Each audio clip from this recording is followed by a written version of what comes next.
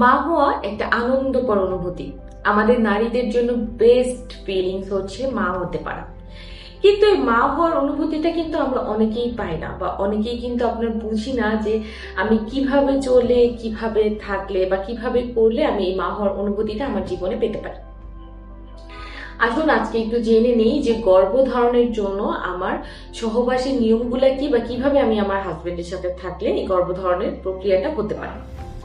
প্রথমে আমাদের মেয়েদের ক্ষেত্রে সাধারণত যেটা আসি, দুইটা টার্ম থাকে। একটা হচ্ছে পিরিয়ডের সময় বা মাসিকের সময়, দ্বিতীয়ত হচ্ছে ওভুলেশন টাইম।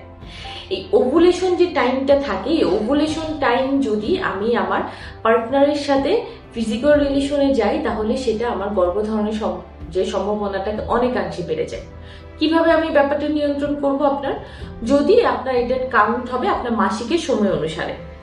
যদি আপনার মাসিকের সময়টা 28 ডেজ সাইকেলে হয়, 28 দিন পর পর যদি আপনার মাসিকটা নিয়মিত পরিমাণে হয়, সেক্ষেত্রে আমরা ধরে থাকি যে মাসিকের 10 দিন পরে থেকে শুরু করে 20তম দিন পর্যন্ত মাঝখানের যে আপনার 14 দিন সময়টা থাকে, এই সময়টা হচ্ছে আমরা বলে থাকি যে এই সময়টা হচ্ছে ওভুলেশন টাইম।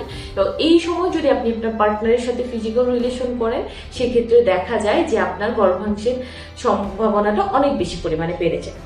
এর পরবর্তীতে যেটা হবে, যাদের যদি 26 দিন অর্থাৎ কমে সাইকেল বা 32 ডেজ বেশি সাইকেল থাকে, তাদের ক্ষেত্রেও চেষ্টা করবেন যে পিরিয়ডের 10তম দিনের পরে থেকে আপনার এই ওভুলেশন টাইমটা সাধারণত স্টার্ট হয়।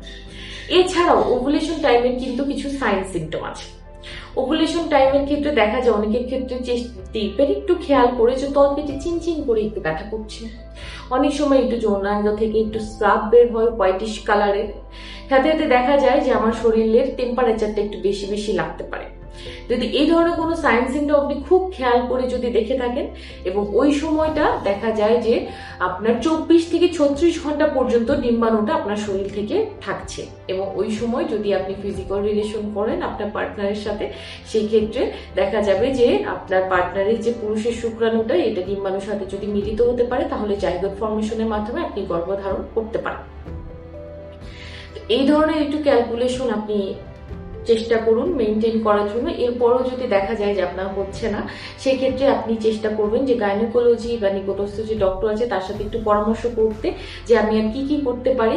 অনেক সময় কিছু বিয়োগা অর্থাৎ কিছু মেডিটেশন করলে দেখা যায় যে ওই সময়টাকে নিজেকে রিল্যাক্স রাখা যায়। আমি খুব বেশি উদ্বিগ্ন কিন্তু থাকা যাবে না, আমার মানসিকভাবে থাকতে হবে পুরোপুরি চাপমুক্ত।